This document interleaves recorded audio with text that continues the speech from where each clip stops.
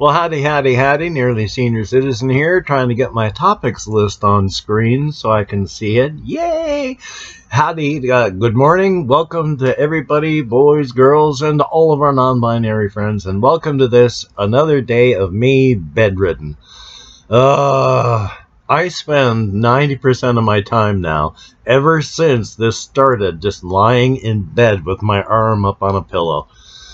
It's maddening, but it's something I have to do. But at the same time, I get sore, I get bored, I get up. I also get up when I have to eat, go to the bathroom, drink, such like that, or head into the other room, take care of my pet, or try to do some recording. So I'm not just stuck in bed, and I move my feet and such to try and keep blood flowing down there so I don't get blood clots. Yay!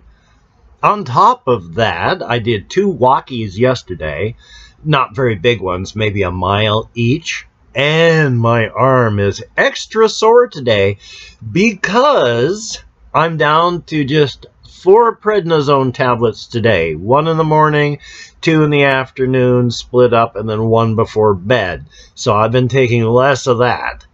However, today I'm taking 2 of the gabapentin tablets, but my hand yesterday felt so swollen, so sore because of that. And I've been using this arm a lot less because it hurts so much. Problem is, of course, with your body, you don't use it, you lose it, and fast. You can have joints go immobile quickly. So yesterday I started making fists while I was out on my walks, and then moving my arm at the elbow, and then lifting my arm out this way and up this way as much as I can to try and make sure I keep function.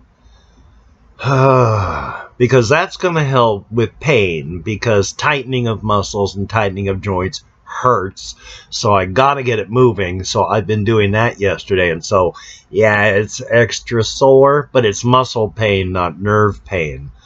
So thumbs up on that. I also have a lot of stuff on this little list here. So I've talked now about my walkies and about what I've been doing with my arm. Now, here's another thing. I have been working on borrowed time with some things, where some places and some things you do and purchase in the United States, you need valid identification before you can do it. One of those things is if you go into one of the cannabis shops, you have to show your ID. My driver's license has been my only form of my ID for most of my life, and it's expired. And so finally people are saying you really need to get this done, and I got turned away from one place because it was out of date, expired. Thankfully, someone actually from Qatar sent me on their end $300 United States dollars. Because of fees and all of that, it came out to $280. But because of that $280, I was able to renew my driver's license online. Now, you wouldn't think, hey, that's not too much just to renew your driver's license. Yeah, it costs X number of bucks per year, and you pay for it up front. So it was $85 after all these fees to renew my driver's license, which I would not have been able to do without this person helping me out and giving me that money. Thank you. I have forgotten your name if you are watching. I am so very sorry. I need to send you a message back in PayPal if you are watching. I hope to do that. But thank you. You saved me. So I need to go up to the library and print my receipt for my driver's license, which will work as ID until it shows up, and they're sending me the new license. Which is good and bad, because my housemates have already told me that they are not going to be renewing the lease. And in fact, they are looking for a storage unit to put their stuff in right now because they can't afford to keep paying for utilities at a place they're not staying at. So at any time, this place could just go. And then, oh boy. So that's exciting. I don't know what's going to happen, but I'm paying the rent. They're paying the utilities. They're not using the utilities, and it's a lot of money, but they're storing all of their stuff here. So who knows what's going to happen that way. Yay! Let me check my list here.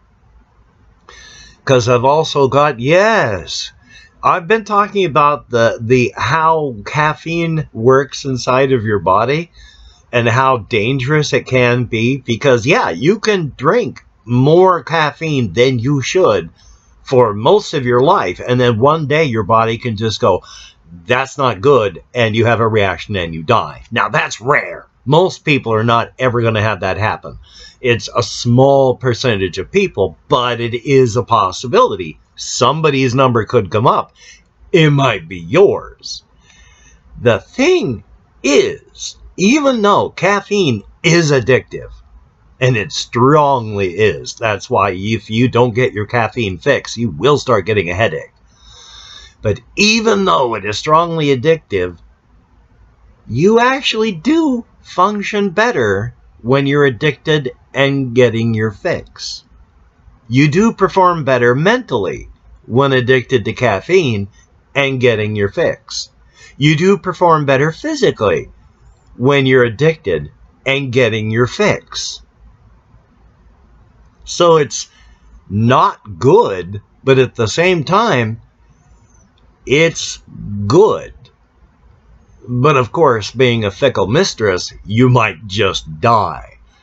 But even at that, I mean, yeah, you might just die. But I watched one of these stories about a person online who accidentally ended up taking like 35 grams of caffeine.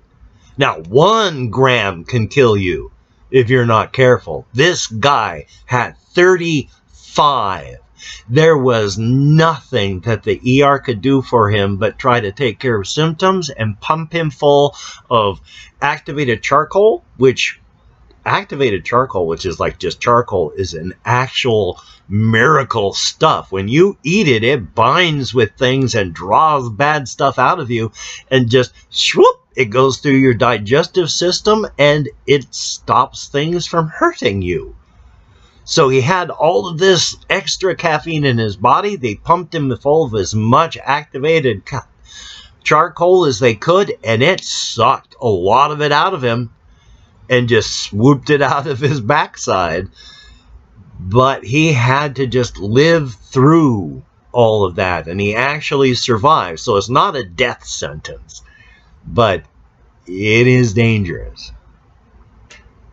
Checking my time here because I wanted to talk about, yay, Utokk and my creative stuff. Utokk, of course, is a vile individual and is an existential horror that, and I've mentioned before the difference between cosmic horror and existential horror. Both of them actually have the ability and power to like wipe out everyone from on the face of the planet. Cosmic horror will frequently do that, but we are just a side effect of that. It's cosmic horror entity doing something that is likely going to wipe us out, but has as much care as if we're digging up a hole in the ground so that we can put in a concrete post to make a fence. We don't care about all the creatures we're digging up and destroying the homes of so we can put the concrete in there. Same thing with cosmic horror. Existential horror is more, again, where these things, these creatures, they're beyond our capabilities to understand, and yet they will still get involved to personally fuck with you. Think of stories like The Color Out of Space, where Nicolas Cage acted in that movie. It was an existential thing. It was fucking with his family and all, but it was more something to do while it was resting up to continue on with its journey. The fact that it was messing with people was more just, I'm bored, let's do something. And then it went on with the rest of its life and was gone. Existential horror is more like that. Less world threatening, more you are maybe not going to live through this. But Utokk is one of those. But at the same time, because Utokk, now when I say Utokk can squidge himself in, well, themselves into a human body that they've created and then run inside of it, it's not like it's a separate bit of Utokk. It's still Utokk. Utokk is a vast being with capabilities much beyond ours and can focus their attention in like 1,000 different places, but it's still just Utokk. And so when Utokk's got a little tendril poked into this body that they are running, they're still the full 100% Utokk, just looking through a tiny little lens of the body that they're running. But the difference between running a simulation and thinking and just knowing things and actually experiencing them is a big difference. And for Utokk, this is endlessly fascinating because, again, as a huge creature with capabilities far beyond ours that can see existence for what it is, far more than we are, their focus is like a spotlight. And yeah, they can see the grand picture with that spotlight, but the fine details are washed out. They can't look at those tiny little pieces that are present, but just lost in the grand picture. So when Utokk is looking through the body of Valen that they have created, they are seeing the world in this tiny little area of the painting, where you can see the fine brush strokes, all those little pieces of detail that you can't see big picture with the spotlight on.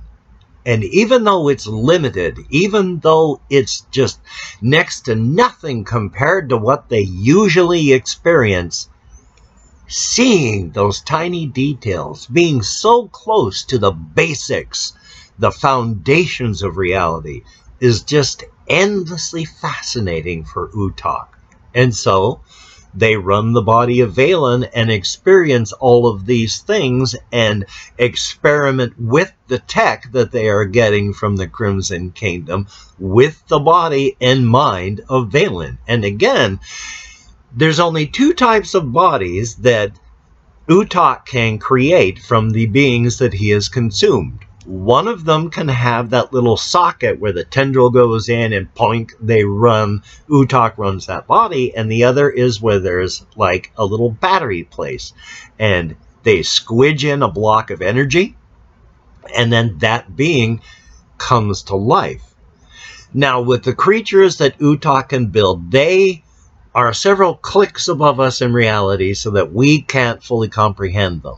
There is something going on with their bodies that they create where they are several ticks up, and they do not realize that part of the foundation of their creation of these things is an extra universal, human, nascent, and blank nervous system, like a brain, that's extra universal, waiting, and empty. And when the tendril goes in, the power comes on. And this nervous system, which is hooked into this dead body, is able to function and experience the world, which is why when Utokk can smoke a cannabis joint with this dead body, with no flowing blood, no gaseous exchange in the lungs, they still get high. Because that extra universal nervous system is running and experiencing this stuff. And when Utokk puts that battery of energy into the bodies, all intelligence within this setting has quantum knotting. There is the quantum particles form a particular pattern. If you're very tiny, like a hamster, it is a very small and simple pattern. If you are like us, it is a grand and very intricate pattern. Utokk's, of course, makes ours look, like a hamster's. But with these batteries and that nascent empty nervous system, when the pattern comes up and it mixes with that Utokk's energy, it is not a human being anymore because Utokk's energy is mixed in with it. But it's not Utokk because it's a human pattern running on a human nervous system. It is a third different being, new, running on these bodies with these patterns and energies. And Utokk is endlessly fascinated by these. They do not have the predator instinct to eat, and they feel just so protective because they're part of Utokk, yet not Utokk. And so, when the kaiju manipulates the King in Crimson and the Crimson Kingdom, because one of the things that the king is doing is getting their mobile phone system to work between layers so that there is a system where from the inside in that universe, using the boosters and quantum entanglement, they can talk from one phone in the inside to a phone on the razor's edge or a phone on the outside where we are. And these booster repeaters are being constantly worked on. One of them that was used has a fatal flaw in that if they break or explode, the impulse of energy blocks the ability of anybody to use glamours and thus travel in an area. When they discover this, they get rid of all of them, except through a mix-up, one of them remains in a box labeled incorrectly. This one is going to go to Tenasket in the Razor's Edge, but it's better for the kaiju if it goes to Apple Rock. And so the king is manipulated when they're going to go at a meeting with their council where they will discuss things like, we're going to send this to Tenasket. In Tenasket Valley, which would have been a better place, instead it goes to Apple Rock. And because it's going to Apple Rock, everything ends up going through that. And at one point, when the kaiju starts to rampage, it explodes. And nobody can use glamours in or out of Apple Rock for 36 hours. And this is how the kaiju can rampage and eat 12,500 people in the city. But they needed this incorrect booster repeater to be there. So you needed incompetent people quickly moving through to not understand everything. And so in a 3-year period, the 23 people needed to run the facility with the booster repeater, they had to be cycled out quickly. And since the kaiju doesn't care, the kaiju just started getting them all eaten. And in 23 years, 3 years, 70 people there cycled through and eaten until they were all just incompetent people who had only just showed up. Because of that, nobody was able to understand that booster that they had was wrong, and bam! When Utokk finds out that the king had been manipulated into sending 70 human beings to their deaths in Apple Rock, because every month, several times a month, there were reports saying, this person was eaten, we need a replacement.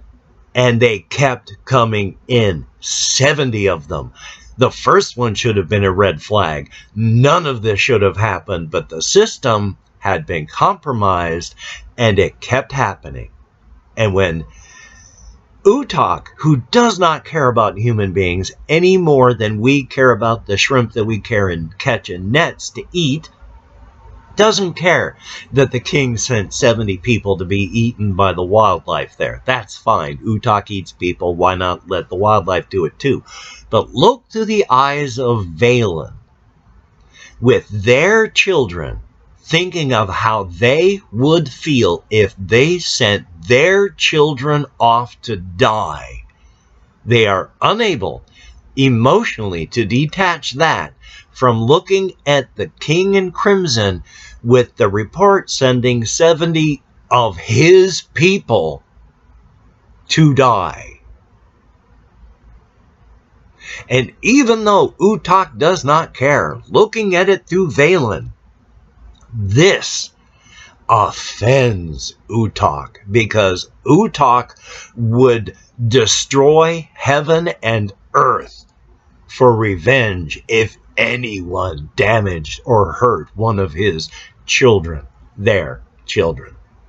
And the king sent 70 people off, manipulated, not knowing, to die. But even though Utokk says something that is wrong, a lie, the sentiment inside is what is proper, because Utokk says to the king at this time, when the king is just finding out that they've been manipulated and sent all of these people just to be eaten over a 3-year period, Utokk calls and is talking about, these are lies, but the sentiment behind it is genuine.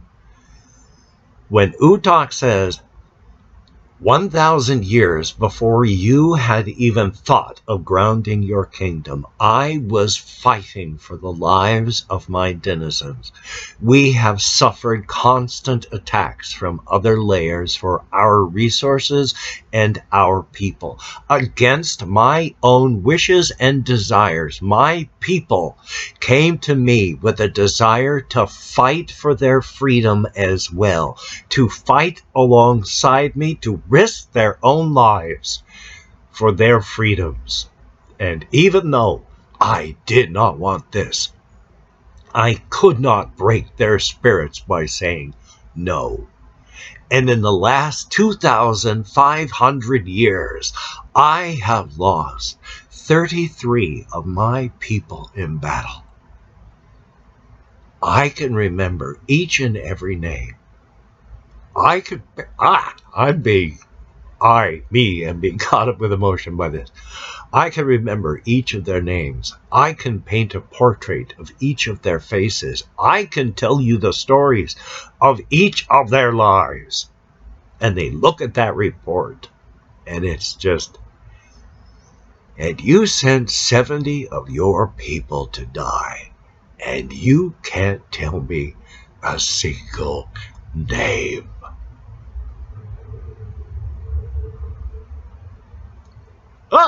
Look at that. I am crying. How about that? And so, yeah, Utokk is offended by this. So thumbs up on that. So, hey, hopefully I'm going to stop crying here soon. Yay! I am emotionally caught up because I'm exhausted physically, mentally, emotionally, just because of this. So, yay, I am more vulnerable. And, hey, I'm crying on camera because Utokk, a vile individual, is offended by the King in Crimson. All fictional stuff, all in my head, but thank you for letting me share this. It is appreciated. So, later today, I'm either going to have an update on what I'm doing or another Dead Island video, because I really like the game, and even though it hurts like the devil, I can't just lie here. It's not healthy. I need to stand, I need to sit, and not just lie down no matter how much it hurts. So, I'm going to be doing something, who knows what. And I like making those shorts, even though they're getting fewer and fewer views each one I do, but I think they're fun. So here's hoping I can, get them spicy enough that people watch them again. So thumbs up. So you take care. Have a great day today. I will see you on the flip side, and that is indeed a very good thing. Now I need to grab this mouse here. Oh God, 23 minutes. Man, I talked about Utokk for a long time, didn't I? Okay, gotta move down to the stop recording button, and there we go. You take care. Have a very good day.